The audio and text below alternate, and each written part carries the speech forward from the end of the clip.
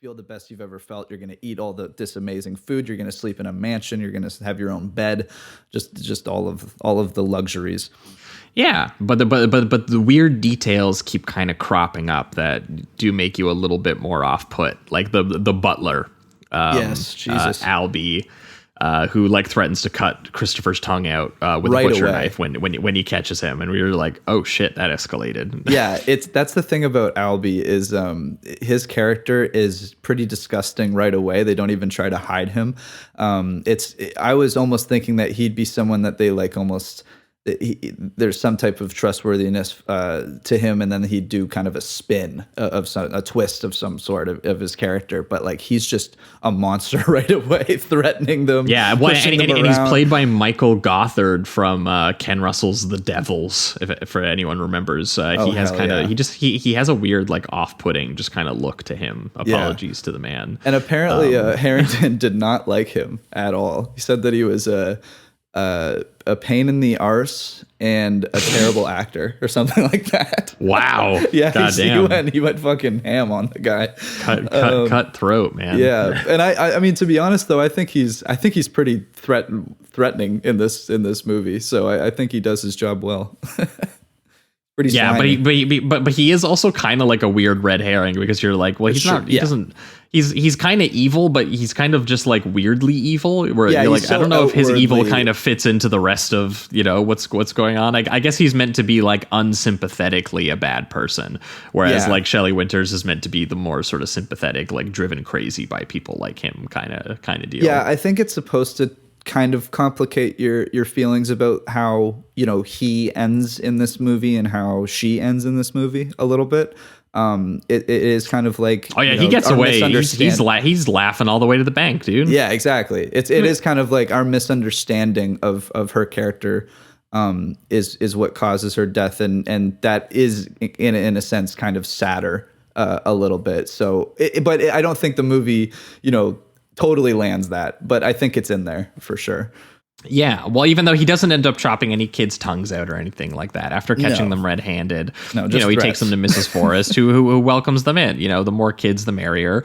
But her Christmas, cute Christmas slumber party antics with all these children are briefly interrupted by weird moments, like with the butler, or like that moment when she claims that she's like 100 years old and like from another time when she gave up dancing and singing for sort of like the love of a vaudeville magician named Colonel Forrest, who disappeared to the other side of the mirror is I think the term that she uses. I think she was just trying to tell kids that he's dead, but maybe he's literally trapped on the other side of a mirror. I don't know.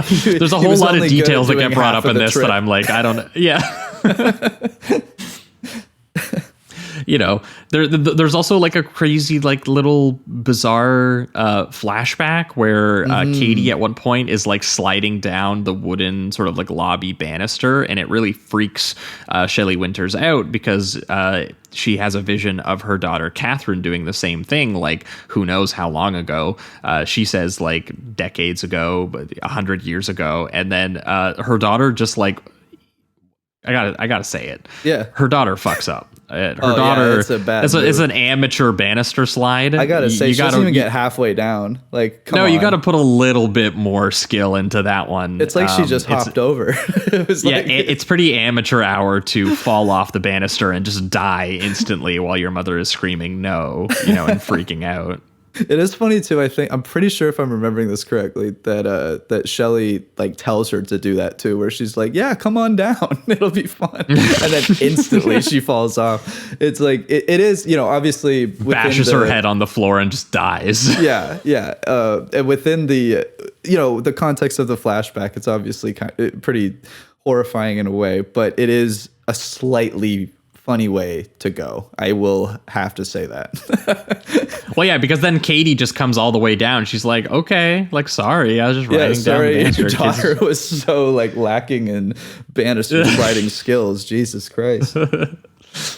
And that's only the first of many times that she is going to mistake Katie for her dead daughter, Catherine. Yes. Which is solidified during the seance reveal scene where, Christopher and Katie are sort of walking around the house because they briefly hear the ghostly voice of Catherine, and they're like, what the hell is this? And they trace it all the way back to the surface closet, where they can actually see the maid Clarine acting out the voices, and very much manipulating Shelley Winters into believing that it's her daughter, but it's just these people playing tricks on her, essentially, which we do see in that great shot of Christopher like spying through the like keyhole point of view. Yeah. It's a really cool little shot. Yeah, it's really awesome, and I do like that you can only see like the mouth as well. He doesn't get like a totally clear shot. You're just enough information to know that something is going on here.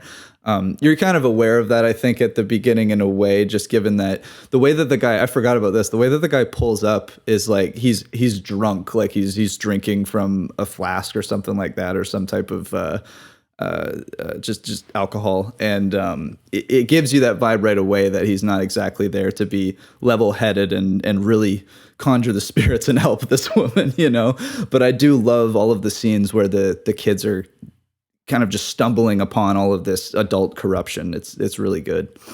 Yeah, well, and also it's kind of like, is the house playing tricks on us kind of thing? Like that's reminded me of like the Corman Poe stuff, or reminded me of like that one movie too, Legend of Hell House too, when they're all just like going around like the big house and they're trying to almost like paranormal investigate it a little bit, like doing the whole things with like mediums. And I think that was almost like Christmassy too. But either way, it results in Mrs. Forrest being like so disoriented and convinced of this sort of like supernatural experience that her daughter is like alive and in her house, that she mistakes Katie briefly as her daughter and becomes basically obsessed with replacing